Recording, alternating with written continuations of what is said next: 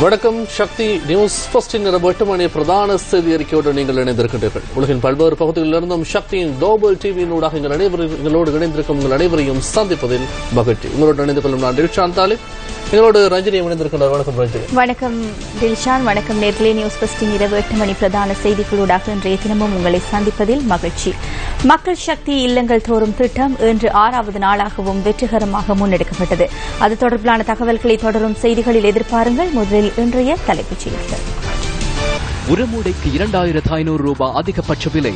உருளைக்கிழங்கு மற்றும் பெரிய வெங்காயம் என்பவற்றுக்கான ஏற்றுமதி வரி அதிகரிப்பு. ஸ்ரீலங்கா சுதந்திர கட்சியின் புதிய தொகுதி மற்றும் மாவட்ட அமைப்பாளர்கள் நியமனம். யோஷித ராஜபக்ச கடற்படை சேவையிலிருந்து இடைநிறுத்தம்.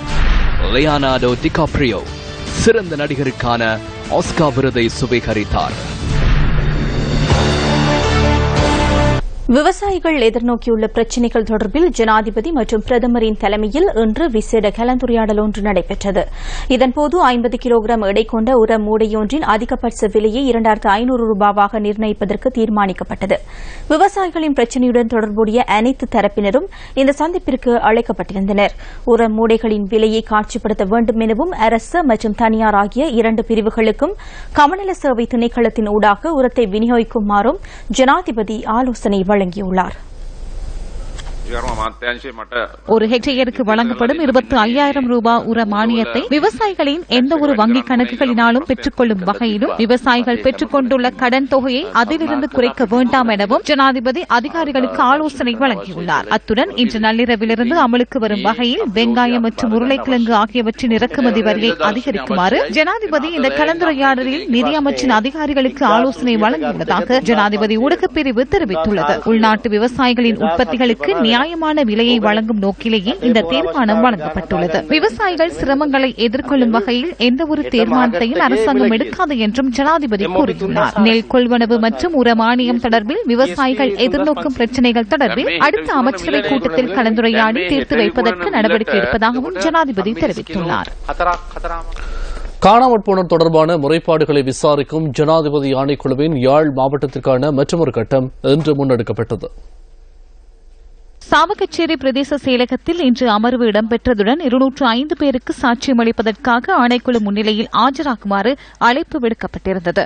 ஆயினும் 221 பேர் இன்று சாட்சியம் அளிப்பதற்காக பிரசன்னமாகியிருந்ததாக ஆணைக்குழுவின் செயலாளர் HW குணதாச குறிப்பிட்டார்.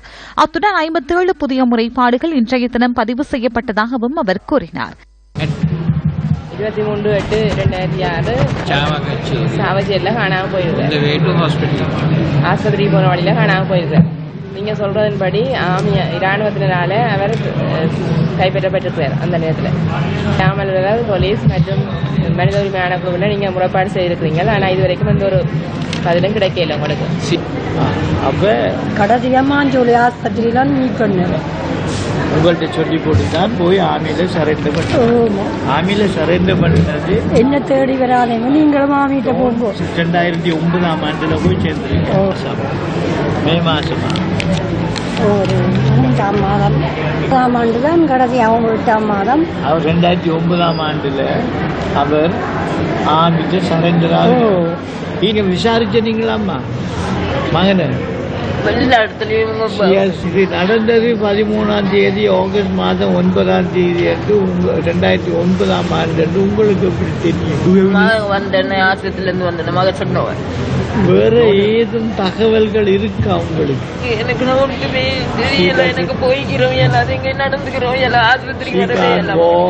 இதேவேளை நாளைய தினம் சாவகச்சேரி பிரதேச செயலக பிரிவில் காணாமல் போனோர் தொடர்பான அமர்வு இடம்பெறவுள்ளது. அரசியலமைப்பு சீர்திருத்தம் தொடர்பான மக்களின் யோசனைகளை கேட்டறியும் குழுவின் அம்பாறை மாவட்டத்திற்கான அமர்வுகள் மாவட்ட செயலகத்தில் இன்று இடம்பெற்றன.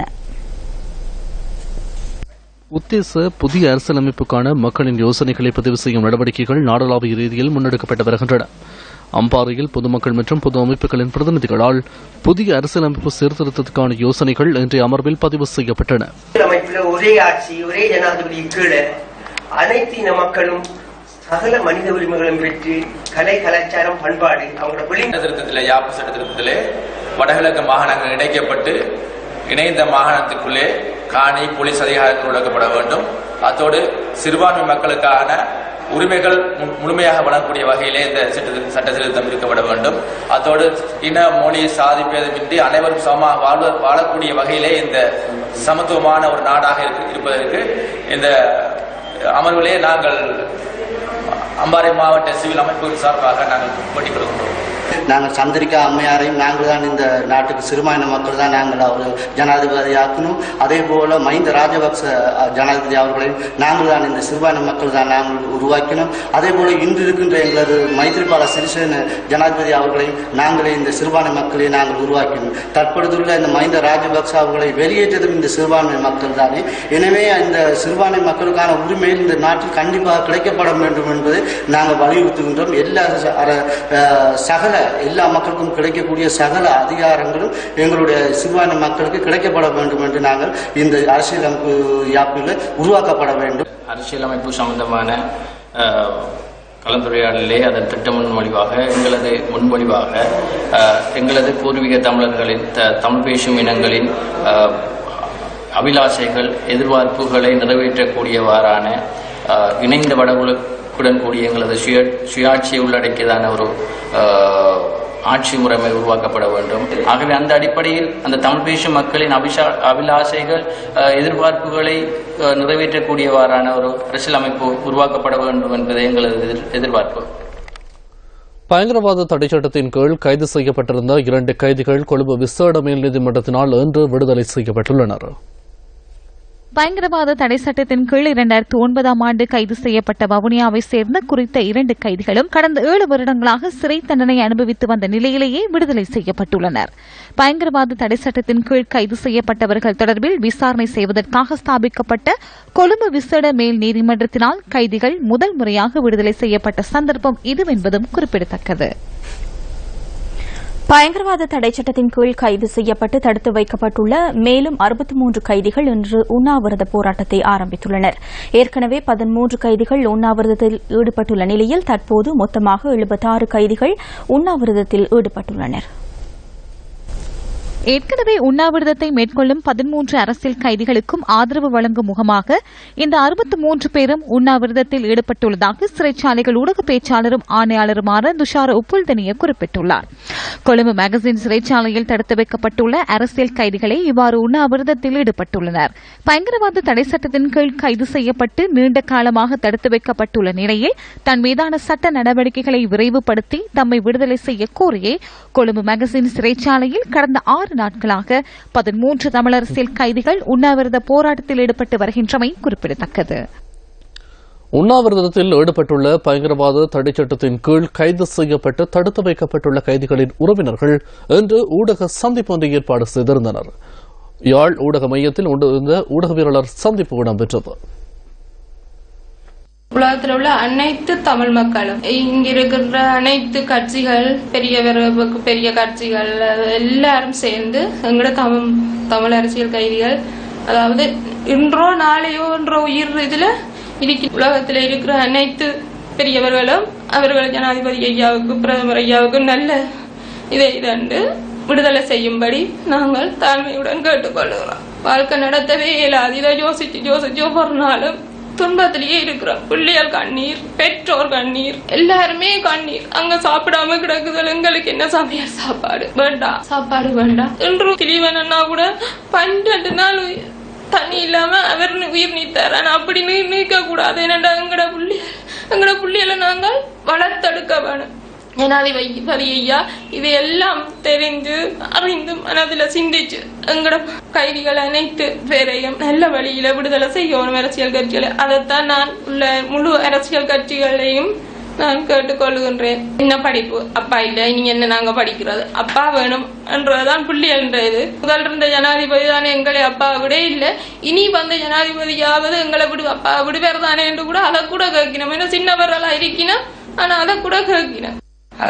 அவரோடு சேர்ந்த இருக்கிற அனைவரையும் விடுதலை செய்யும்படியும் ஜனாதிபதிகளை நான் நேர் சார்புடன் கேட்டுக்கொள்றேன். காணாமல் போன மகளின் கணவர் இதுவரையும் கிடைக்கல. ஐயாவுக்கு ஆரம்பிச்சுட்டாங்க, அதுவும் கிடைக்கல. அவரும் 15 இல்லை, 2 பிள்ளைகள். அதை இப்ப ஒரு ஆள் 6 ஒரு ஆள் 3 சின்ன பிள்ளைகள் படிக்க 4 படிக்கணும். அந்த நிலையில அவைக்கெல்லாம் அவர் இருந்தாலும் அவரை விடுதலை செய்தால்தான் பின்னும் பின் சாப்பிட முடியும்.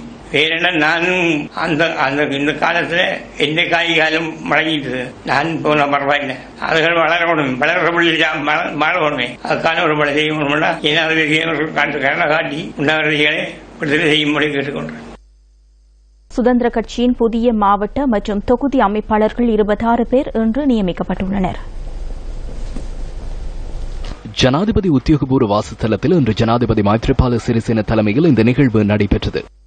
இதன்போது தொகுதி அமைப்பாளர்கள் 17 பேரும் மாவட்ட அமைப்பாளர்கள் 5 நியமிக்கப்பட்டனர். மகரகம தொகுதி அமைப்பாளராக மேல் மாகாண முதலமைச்சர் இஸ்ரு திவப்பிரிய நியமிக்கப்பட்டதுடன் திகிவள தொகுதி அமைப்பாளராக சட்டத்தரணி கீர்த்தி உடவாத்தவும் நியமிக்கப்பட்டனர். மாகாண சபை உறுப்பினர் ஹெக்டர் பெத்தேகம கொழும்பு மேற்குக்கும் பிரசன்ன சோலாங்காராஜ் கொலனாவைக்கும் நியமிக்கப்பட்டனர். அவைசவள தொகுதியின் புதிய அமைப்பாளராக சுமித் விஜயமுனி சொய்சா நியமிக்கப்பட்டார். மினுவாங்குட தொகுதி அமைப்பாளராக ருவான் ரணதுங்கவும் மீரிகம இணை அமைப்பாளராக சாஞ்சிய ஸ்ரீவர்தனவும் நியமிக்கப்பட்டுள்ளனர். பானுந்துறை தொகுதி அமைப்பாளராக மஹிந்த சமரசிங்க நியமிக்கப்பட்டுள்ளார். ரஞ்சித் சோமாங்ச அகலபத்த தொகுதி அமைப்பாளராக நியமிக்கப்பட்டுள்ளதுடன் களுத்துறை இணை அமைப்பாளராக சுமித்லால் மெண்டிஸ் நியமிக்கப்பட்டுள்ளார். சாந்திம ராஜபுத்திர மாத்தரை தொகுதி அமைப்பாளராக நியமிக்கப்பட்டுள்ளதுடன் கண்டி மாவட்டத்தின் ஏவாகத்த தொகுதி அமைப்பாளராக எஸ் பி திசாநாயக்க நியமிக்கப்பட்டுள்ளார். மாகாண சபை உறுப்பினர் திலின பண்டார தெனகோன் சிங்கடகர தொகுதி அமைப்பாளராகவும் உடுனுவர தொகுதி அமைப்பாளராக மானல் பண்டார அபயரத்னமும் நியமிக்கப்பட்டுள்ளனர். கண்டி தொகுதி அமைப்பாளராக மஹிந்த அபேகோனும் அக்குரண தொகுதி அமைப்பாளராக முகமது சம்சானும் நியமிக்கப்பட்டுள்ளனர். திருகோணமலை மாவட்டம் சேர்வில தொகுதி அமைப்பாளராக காலஞ்சென்ற MKDS குணவர்தனவின் மகன் நாளின் நியமிக்கப்பட்டுள்ளார். அத்துடன் 7 மாவட்ட அமைப்பாளர்களும் இன்று நியமனம் பெற்றுக் கொண்டனர். மாத்தறை மாவட்ட இணை அமைப்பாளராக அமைச்சர் லட்சுமணியாப்பா அபேவர்தனவின் மகன் பசந்தையாப்பா அபேவர்தன மற்றும் நாளின் ரணவீர் ஆகியோர் ஜனாதிபதியிடமிருந்து நியமன கடிதங்களை பெற்றுக் கொண்டனர். கொழும்பு மாவட்ட அமைப்பாளராக சுஜிவா சந்திரசிரியம், கம்பக மாவட்ட அமைப்பாளராக அஞ்சு சுரேஷ் ஷாம் பெரேராவும் நியமிக்கப்பட்டுள்ளனர். களுத்துறை மாவட்டத்திற்கு அசாங்க எதிரிசிங்க நியமிக்கப்பட்டுள்ளதுடன் காலி மாவட்ட அமைப்பாளர்களாக சன்ன சாலிய மெண்டிஸ் மற்றும் திசர ரணசிங் ஆகியோர் நியமிக்கப்பட்டுள்ளனர்.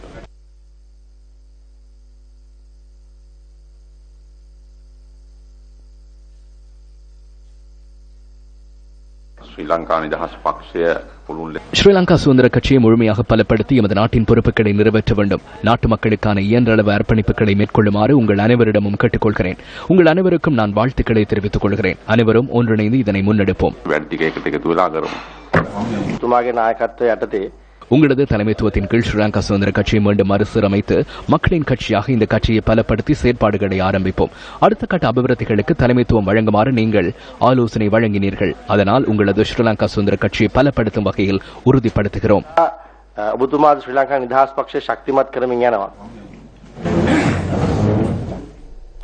புதிய அமைப்பாளர்கள் நியமிக்கப்பட்டதும் இதற்கு முன்னர் அமைப்பாளர்களாக செயற்பட்ட பலர் தமது பதவிகளை இழந்துள்ளனர்.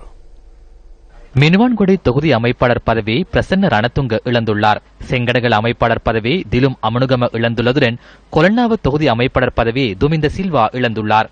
மகரகம அமைப்பாளர் பதவியை காந்தி கொடிக்காரவும், தெஹிவிலை அமைப்பாளர் பதவியை தனசிறி அமரதுங்கவும், கொழும்பு மேற்கு அமைப்பாளர் பதவியை சட்டத்தரணி செனரத் ஜெயசுந்தர ஆகியோரும் இழந்துள்ளனர். தேசிய அரசாங்க கொள்கையை ஏற்றுக்கொண்டு செயற்பட வேண்டுமென ஸ்ரீலங்கா சுதந்திர கட்சியின் மத்திய செயற்குழு தீர்மானித்துள்ளது. எனினும் சில அமைப்பாளர்கள் கட்சியின் யாப்புக்கு மாற்றமாக செயற்படும் விதத்தை நீங்கள் ஊடகம் மூலம் கண்டிருப்பீர்கள். ஒரு கட்சியில் உறுப்பினராக இருக்கும் போது புதிய கட்சி ஒன்றை உருவாக்க முடியாதல்லவா? வேறு கட்சி தொடர்பில் பேசுவதாக இருந்தால் அவர்கள் ஸ்ரீலங்கா சுதந்திர கட்சியில் இல்லை என்பதல்லவா அர்த்தம்?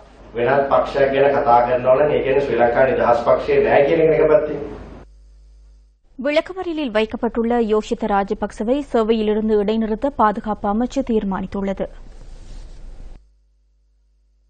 யோஷித ராஜபக்ச தொடர்பில் இடம்பெறும் விசாரணைகளை சுயாதீனமாக நடத்தி செல்வதற்கு அவரை சேவையிலிருந்து இடைநிறுத்துமாறு போலீஸ் நீதி மோசடி விசாரணை பிரிவு விடுத்த வேண்டுகோளுக்கு அமைய இந்த தீர்மானம் எடுக்கப்பட்டுள்ளது. அதன்படி நேற்று முதல் அமலுக்கு வரும் வகையில் யோஷித ராஜபக்சவின் கடற்படை சேவை இடைநிறுத்தப்பட்டுள்ளது. சம்பளம் மற்றும் கொடுப்பனவுகள் உடனடியாக அமலுக்கு வரும் வகையில் இடைநிறுத்தப்பட்டுள்ளதுடன் கடற்படை தலைமையகத்தின் அனுமதியின்றி யோஷித ராஜபக்சவுக்கு கடற்படை முகாமிற்கும் செல்ல முடியாது. இதேவேளை யோஷித ராஜபக்ச உள்ளிட்ட 5 சந்தேக நபர்களும் விளக்கமறியலில் வைக்கப்பட்டுள்ளமை சட்டவிரோத செயல் என தெரிவித்து இடைக்கால தடை உத்தரவை பிறப்பிக்குமாறு கோரி தாக்கல் செய்யப்பட்ட மனு கொழும்பு மேல் நீதிமன்றத்தில் நிராகரிக்கப்பட்டது. யோஷித ராஜபக்ச உள்ளிட்ட 5 விளக்கமறியலில் வைக்குமாறு கடுவல நீதவான் நீதிமன்றத்தினால் பிறப்பிக்கப்பட்ட உத்தரவை மாற்ற முடியாது எனவும் கொழும்பு மேல் நீதிமன்றம் அறிவித்துள்ளது. பி அறிக்கைக்கு அமைய குறித்த உத்தரவு பிறப்பித்துள்ளதாகவும் நீதிமன்றம் அறிவித்துள்ளது. இன்றைய விசாரணைகளின் போது முன்னாள் ஜனாதிபதி மஹிந்த ராஜபக்ச சட்டத்தரணியாக கலந்து கொண்டிருந்தார்.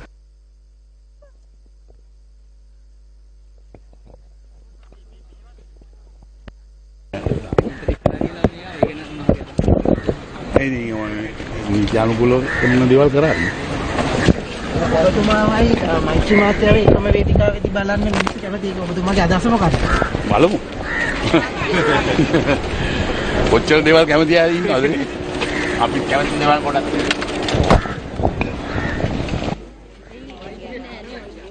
வைத்தியர் அற்ற வைத்தியசாலை, ஒரு ஆசிரியருடன் இயங்கும் பாடசாலை என மக்கள் எதிர்நோக்கும் பல்வேறு பிரச்சினைகள் நியூஸ் ஃபர்ஸ்டின் மக்கள் சக்திக்கு இன்று பதிவாகின.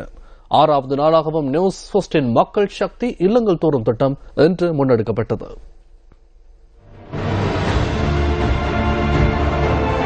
நியூஸ் ஃபர்ஸ்டின் மக்கள் சக்தி இல்லங்கள் தோறும் திட்டத்தின் 6வது நாள் நடவடிக்கைகள் வடக்கு, வடமேல் மற்றும் சபரகமு மாகாணங்களில் இன்று முன்னெடுக்கப்பட்டன. முல்லைத்தீவில் உள்ள எமது குழுவினர் இன்றும் 2 உபகுழுக்களாக பிரிந்து பல கஷ்ட பிரதேசங்களுக்கும் சென்றனர்.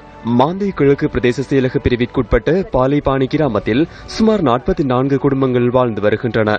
மாந்தை கிழக்கில் உள்ள பாலைபாணி தமிழ் மகா வித்தியாலயத்தில் 1 முதல் 5 வரையான வகுப்புகள் காணப்படுகின்றன. இந்த பாடசாலையில் ஒரு ஆசிரியர் மாத்திரமே பணியாற்றுவதுடன் 11 மாணவர்கள் கல்வி கற்கின்றனர்.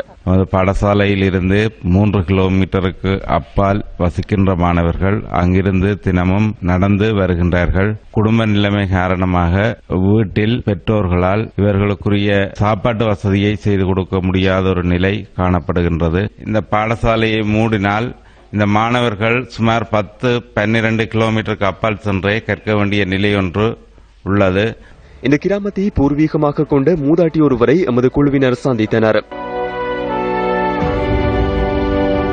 பூர்வீகமாக வாழும் தமக்கு காணி உறுதிப்பத்திரங்கள் இதுவரை வழங்கப்படவில்லை என இங்குள்ள மக்கள் நியூஸ் ஃபர்ஸ்டின் மக்கள் சக்தி இல்லங்கள் தோறும் குழுவினரிடம் இதன்போது குறிப்பிட்டனர். காட்டு யானையில அங்கால வச்சு வளர்த்து போட்டு சாப்பாடு கொடுக்கலாண்டோன்னா கொண்டு இஞ்சால காட்டு பிரதேசங்கள்ல இறக்கி விட்ட உடனே அந்த யானையில என்ன செய்யும், அங்க சாப்பிட்ட ருசியில இங்க வந்து வீட்டுகளுக்குள்ள வாழை தென்னை எல்லாம் முறிச்சு சாப்பிட்டு கொண்டிருக்கு. தொடர்ந்து அம்பாள்புரம் பகுதியில் வீதி பிரச்சினை மற்றும் பஸ் சேவை முறையாக இடம்பெறாமை குறித்து எழுத்து மூலமாக இதன் பொது முறைப்பாடுகள் பதிவு செய்யப்பட்டன. அதனை அடுத்து 151 குடும்பங்கள் வாழும் கொல்லவிளாங்குளம் பகுதி மக்களின் பிரச்சினைகள் கேட்டறியப்பட்டன. இந்த பகுதியில் ஷெல் வீச்சினால் பாதிக்கப்பட்ட தம்பதியினர் பல்வேறு இன்னல்களுடன் வாழ்ந்து வருகின்றனர். ஷெல் வீச்சினால் பாதிக்கப்பட்ட இந்த இருவரும் தோட்ட பயிற்சிகை மற்றும் சிறு கடையை தமது வாழ்வாதாரமாக கொண்டுள்ளனர். இவ்வளவு பாதிப்புக்கு மத்தியில் தங்களது பிள்ளைகளை உரிய நிலைக்கு வளர்க்க வேண்டும் என்பதற்காக இவர்கள் முயற்சிக்கின்றார்கள். எமது பயணத்தில் இவ்வாறு நாங்கள் பல்வேறு தரப்பினரையும் சந்திக்கின்றோம்.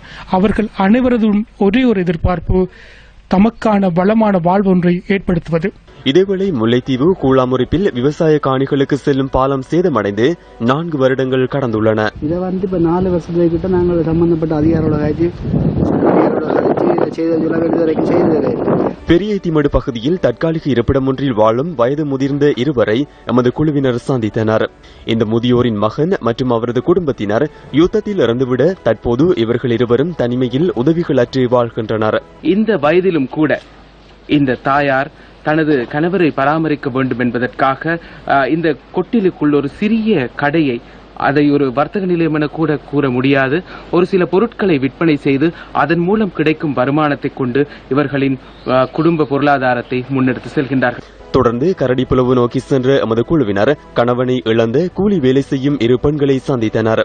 அத்துடன் முல்லைத்தீவு அபிவிருத்தி குழுவினருடனும் மாவட்ட பிரச்சினைகள் தொடர்பில் நியூஸ் ஃபர்ஸ்டின் மக்கள் சக்தி இல்லங்கள் தோறும் குழுவினர் கலந்துரையாடினர்.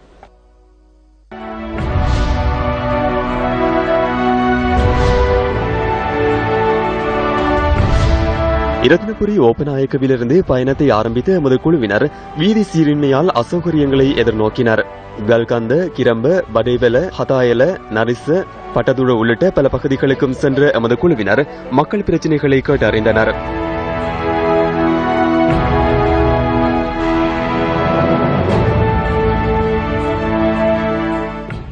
பல வருடங்களாக இங்குள்ள வைத்தியசாலையில் வைத்தியர் ஒருவர் இல்லை என பிரதேசவாசியொருவர் எம்மிடம் குறிப்பிட்டார். இதேவேளை ஓபநாயக்கவில் பயணத்தை ஆரம்பித்த மற்ற குழுவினர் உடவெல, அக்குரல்ல, ஃப்ரன்வல உள்ளிட்ட கஷ்ட பிரதேசங்களுக்கு சென்றனர்.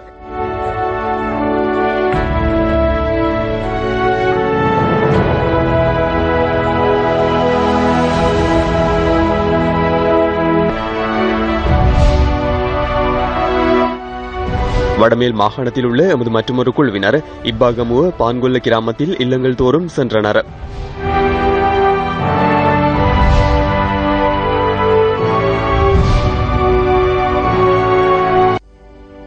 தெதுருவோயாவிலிருந்து மண் அகழப்படுவதால் தாம் எதிர்நோக்கும் பிரச்சினைகளை மக்கள் இதன்போது தெரிவித்தனர்.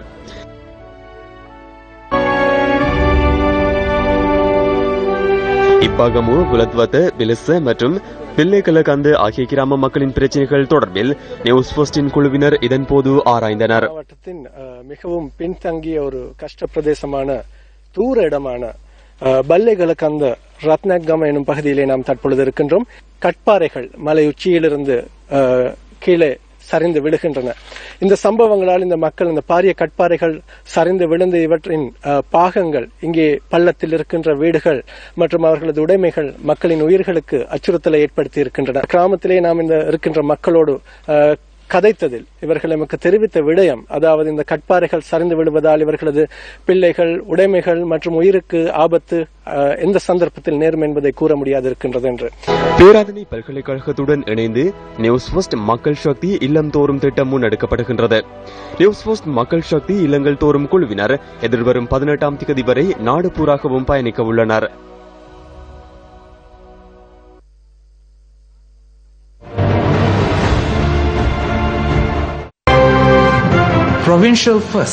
பிரதான அனுசரணை.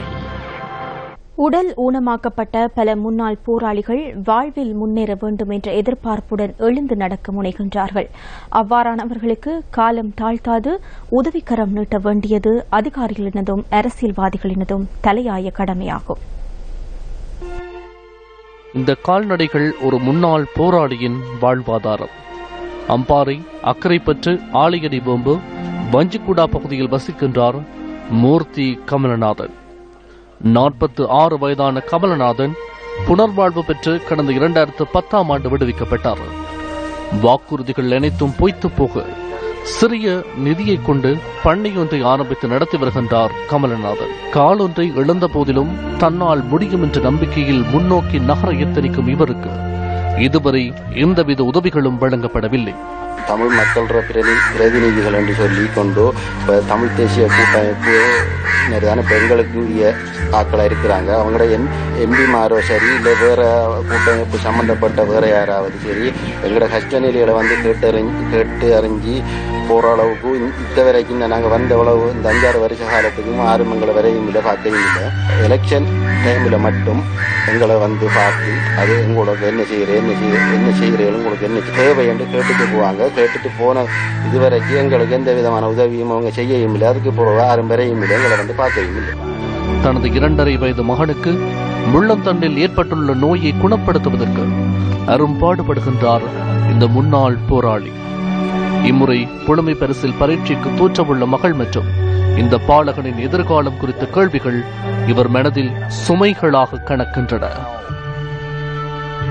இந்திய மீனவர்களின் அத்துமீறல்களை கண்டித்து வடமாகாண மீனவர்களினால் யாழ்ப்பாணத்தில் கண்டன பேரணி ஒன்று முன்னெடுக்கப்பட்டது. வடமாகாண கடற்றொழிலாளர்கள் இணையத்தின் ஏற்பாட்டில் இந்த கண்டன பேரணி இடம்பெற்றது. மாவட்ட செயலகத்துக்கு முன்பாக மீனவர்களின் கண்டன பேரணி ஆரம்பமானது. கச்சேரி வீதியூடாக நாவலர் வீதி அடைந்த பேரணி யாழ்ப்பாணத்தில் உள்ள இந்திய துணை தூதரகம் வரை சென்றது. அதன் பின்னர் யாழ்ப்பாணத்தில் உள்ள இந்திய துணை தூதுவர் ஏ நடராஜாவிடம் வடமாகாண மீனவ இணையத்தினால் மகஜர் ஒன்றும் கையளிக்கப்பட்டது. இந்தியாவில் உள்ள தமிழக மீனவர்கள் இலங்கை கடற்படைக்குள் வந்து மீன் பிடிக்கக்கூடாது என்பதில் கொஞ்சமாவது முன்னேற்றம் இருப்பதை நாம் அவதானிக்கக்கூடியதாக இருக்கின்றது. நீங்கள் கொடுக்கும் விண்ணப்பங்கள், நீங்கள் வைக்கும் கோரிக்கைகள், வேண்டுகோளுக்கு இணங்க நாங்களும் இங்கே துணை தூதரகம், இந்திய தூதரகம், கொழும்பில் உள்ள இந்திய தூதரகம், நாங்கள் எங்களால் முடிந்த அளவுக்கு கிட்டத்தட்ட நம்ம தமிழக மீனவர்களுக்கு நாங்கள் கூறி வருவது என்னவென்றால், இந்த இலங்கை கடலுக்குள் வந்து மீன் பிடிக்க வேண்டாம், அதுவும் இந்த இழுவை படகுகள் வரவே கூடாது என்றுதான் நாங்களும் தொடர்ச்சியாக கோரிக்கை வைத்துக் கொண்டே இருக்கின்றோம். இந்திய மீனவர்கள் வடபகுதி கடற்பரப்பில் அத்துமீறி பிரவேசித்து மீன்பிடி நடவடிக்கை ஈடுபடுவதால் வடபகுதி மீனவர்களின் வாழ்வாதாரம் பாதிக்கப்படுவதுடன் கடல் வளங்களும் அளிக்கப்பட்டுள்ளதாக மீனவர்கள் சுட்டிக்காட்டுகின்றனர். வடக்குவாழ் மீனவர்கள் வடமாகாணத்திலே மிகவும் இந்திய இழுவ படகுகளால் பாதிக்கப்பட்டுக் கொண்டிருக்கிறார்கள். போர் முடிந்த பின்னும் ஏதோ ஒரு வகையில் தொழிலை ஆரம்பித்த வடக்கு மீனவர்களுக்கு இன்னும் சில முட்டுக்கட்டைகள் தடைகள் காணப்படுகின்றது. சமீப காலமாக மதிப்பார்ந்த ஐயா நடராஜன் ஐயா அவர்களுக்கும் பல முறை பல கோணங்களில் இது சம்பந்தமாக முறையிட்டிருந்தோம். இதுவரை எங்களுக்கு ஒரு ஆக்கப்பூர்வமான பதிலோ முடிவுகளோ எட்டவில்லை. வாழ்வாதாரத்தை 90% வாழ்வாதாரத்தை அள்ளிச் செல்கிறார்கள். எங்கள் வாழ்வாதாரமே கேள்விக்குறியாக இருக்கின்றது. பின் சந்ததி சென்னை நுங்கம்பாக்கத்தில் உள்ள இலங்கை துணை தூதரகத்தை முற்றுகையிட முயன்ற 1000க்கும் மேற்பட்ட மீனவர்களை போலீசார் கைது செய்தனர். இலங்கையில் கைது செய்யப்பட்டுள்ள தமிழக மீனவர்கள் 29 பேரையும் அவர்களது 78 விசைப்படகுகளையும் விடுவிக்க கோரி அனைத்திந்திய மீனவர் சங்கங்களின் கூட்டமைப்பு சார்பில் நுங்கம்பாக்கத்தில் உள்ள இலங்கை துணை தூதரகத்தை முற்றுகையிடும் போராட்டம் நடைபெற்றது. இது தொடர்பான விரிவான தகவலை எமது 10:45 பிரதான செய்திகளில் எதிர்பாருங்கள். அனல்மின் நிலையம் அமைப்பதற்கு தாம் தொடர்ந்தும் எதிர்ப்பு தெரிவிக்கின்ற போதிலும் தமது பிரச்சினை தொடர்பில் தமிழ் பாராளுமன்ற உறுப்பினர்கள் கூட கவனம் செலுத்துவதில்லை என சம்பூர் மக்கள் குற்றம் சுமத்துகின்றனர். சம்பூர் அனல்மின் உற்பத்தி நிலையத்தை அமைப்பதற்கான காணி சம்பூர் கிழக்கு மற்றும் கடற்கரை சென்னை ஆகிய பகுதிகளை இணைக்கும் வகையில் ஒதுக்கப்பட்டுள்ளது. இந்த காணியில் அனல்மின் உற்பத்தி நிலையத்தை அமைப்பதற்கு சுற்றாடல் அதிகார சபையின் அனுமதி கிடைத்துள்ளதாக மின்சக்தி மற்றும் புதுப்பிக்க சக்தி பிரதி அமைச்சர் அஜித் பி பெரேரா அண்மையில் தெரிவித்திருந்தார். வாராயினும் இந்த மின் உற்பத்தி நிலையம் அமைக்கப்படும் பட்சத்தில் தமக்கு ஏற்பட போகும் பாதிப்புகள் தொடர்பில் சம்பூர் மக்கள் அச்சம் கொண்டுள்ளனர். 10 வருஷத்துக்கு பிறகு இப்பதான் மீள குடியேறி இருக்கோம். இதுவரைக்கும் நாங்கள் 10 வருஷம் மிகவும் கஷ்டப்பட்டிருக்கோம். முகாமையில் கடந்து ரொம்ப கஷ்டப்பட்டு தான் நாங்கள் இப்போ வந்திருக்கோம். வந்த பிறகு எங்களுக்கு முக்கியமான பிரச்சனை என்னன்னு சொல்லி சொன்னால் இந்த அனல் மின் நிலையம் இது இதை கட்டமாட்டோம்னு சொல்லி இங்கே தேர்தல் காலத்தில் சில அரசியல்வாதிகள் வராங்க, வந்து சொல்கிறாங்க இதை கட்ட விட மாட்டோம், நீங்கள் எங்களுக்கு ஓட்டு போடுங்க, எங்களை ஜெயிக்க வைங்கன்னு. அவங்க ஜெயிச்ச பிறகு மாறி அதை பற்றி பேசுகிறாங்களும் இல்லை, அதை பற்றி காய்க்கிறாங்களும் இல்லை. திருகோணமலை மாவட்ட அபிவிருத்தி குழு கூட்டம் மாவட்ட செயலகத்தில் இன்று நடைபெற்றது.